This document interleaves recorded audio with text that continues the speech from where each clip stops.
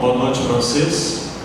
Eu quero sempre agradecer ao Marcos Nado, não só por ter oportunizado conhecer o Tiaraju, Alfonso Pes, como também o Renan Pavini, que são pesquisadores e amigos, E é um prazer também estar aqui nessa universidade e uma alegria saber que a partir de 2019 teremos um doutorado em filosofia. Eu acho que diante do contexto que nós vivemos hoje, isso tem que ser bem comemorado, E eu quero felicitar todo o corpo docente aqui na pessoa do Marcos Nado por essa conquista. Eu acho que nós no Paraná, nos últimos 8 ou 10 anos, tivemos grandes conquistas. Nós não tínhamos nenhum doutorado no Paraná há bem pouco tempo. Atualmente nós temos 4 cursos de doutorado.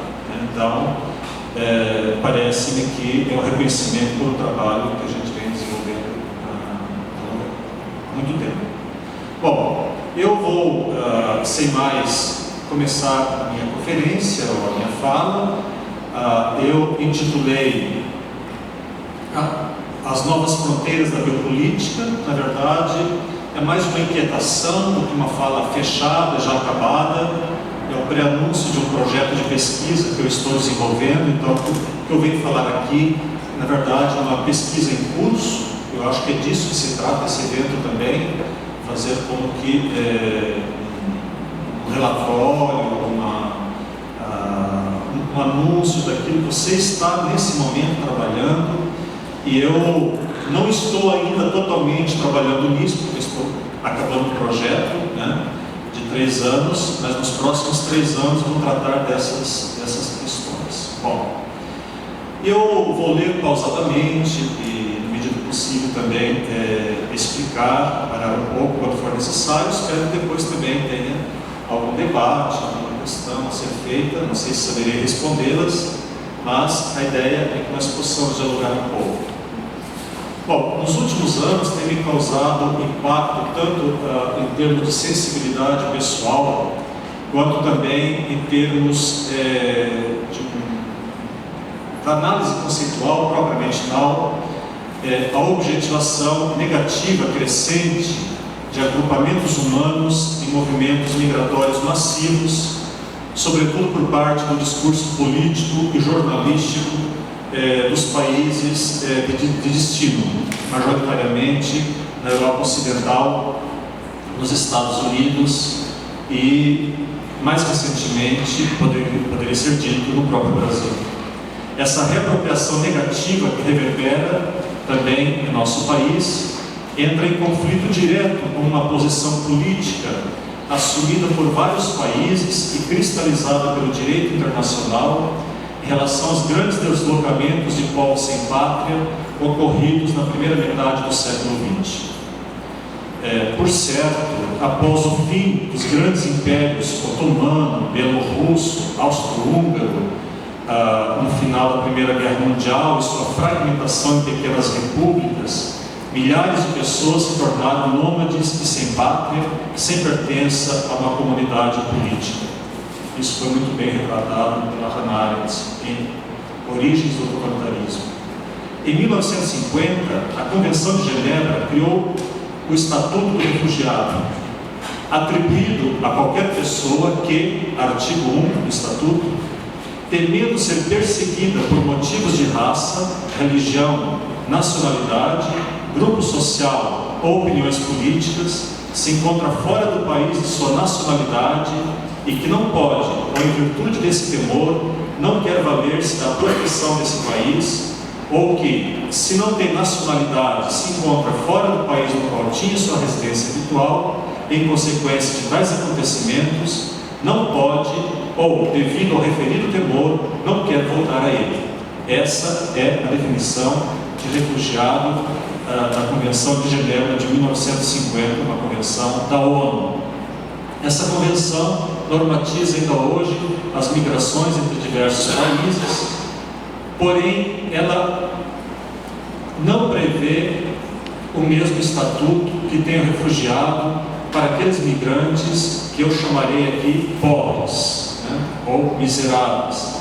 posto que o limita justamente para as pessoas perseguidas ou sem nacionalidade. Significa que se essas últimas são acolhidas a partir de um estatuto político, ou seja, os refugiados, as primeiras, os migrantes pobres, não têm qualquer estatuto.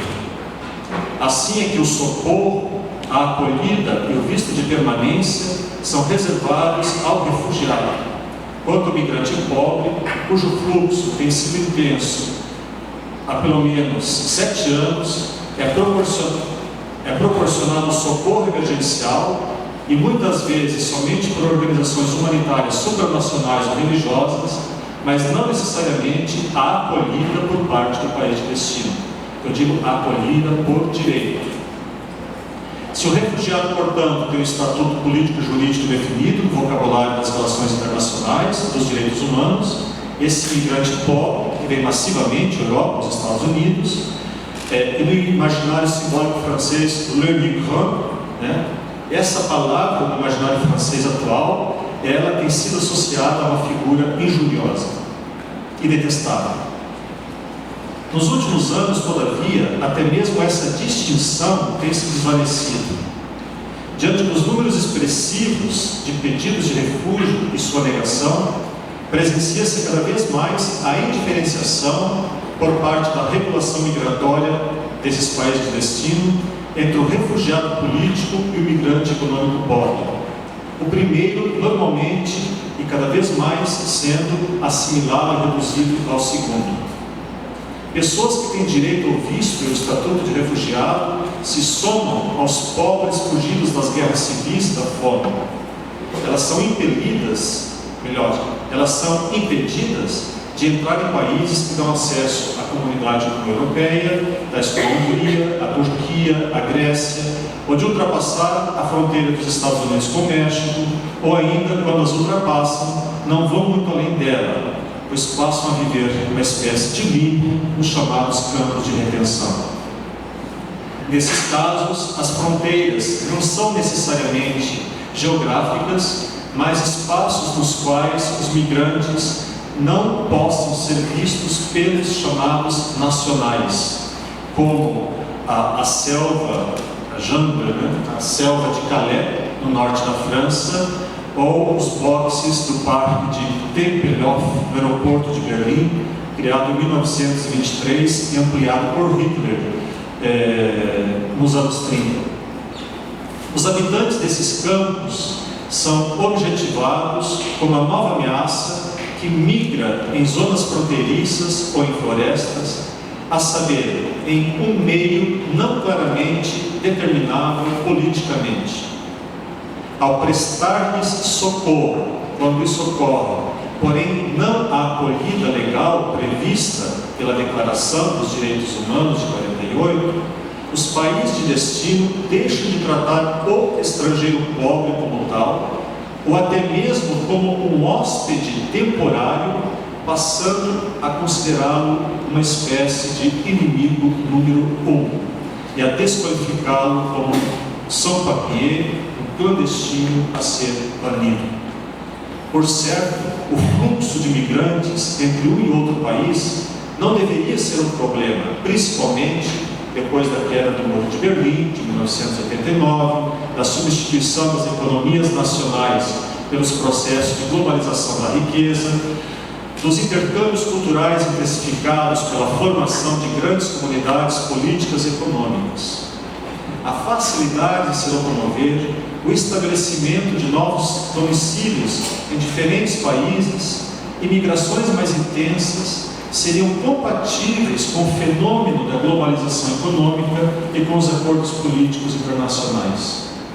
Todavia, quando descendemos do pedestal do discurso da globalização e da dimensão jurídica dos acordos multilaterais, nos deparamos com uma espécie de governamentalidade biopolítica dessa nova população, nova porque é uma população que chega massivamente. Não estou falando de migrações esporádicas em menor número, estou falando de migrações massivas. Nos deparamos então com uma espécie de governamentalidade biopolítica dessa nova população errante parece apontar justamente para a fragilidade desses discursos e acordos. Na nova ordem mundial, em que o político tem como modelo a racionalidade econômica, não se governa o povo, antes regula-se o fluxo de populações em um meio vital, seja fazendo-as viver, quando agregam riqueza e capital humano ao país de destino, seja deixando-as morrer, quando sua improdutividade e pouca capacidade de consumo provoca uma suposta ameaça na dinâmica do empreendedorismo, da produtividade e da concorrência. Nesse ponto é que eu procuro estabelecer uma certa conexão entre o governo dos grandes fluxos populacionais dos migrantes pobres e a ambivalência da sua gestão pela racionalidade biopolítica neoliberal, algo que Foucault não problematizou diretamente, diga-se passagem, mas forneceu instrumentos conceituais que, ao meu modo de ver, são suficientes para estabelecer o seu diagnóstico. E é disso que se trata aqui. Com efeito, a globalização do fluxo das mercadorias, da informação e do capital humano tem se mostrado inversamente proporcional à distribuição da riqueza para o número maior de populações do planeta. Como consequência, milhões delas perderam o direito mínimo aos bens econômicos, sociais e culturais, em razão da concentração da riqueza e tecnologização crescente dos processos de produção e serviços.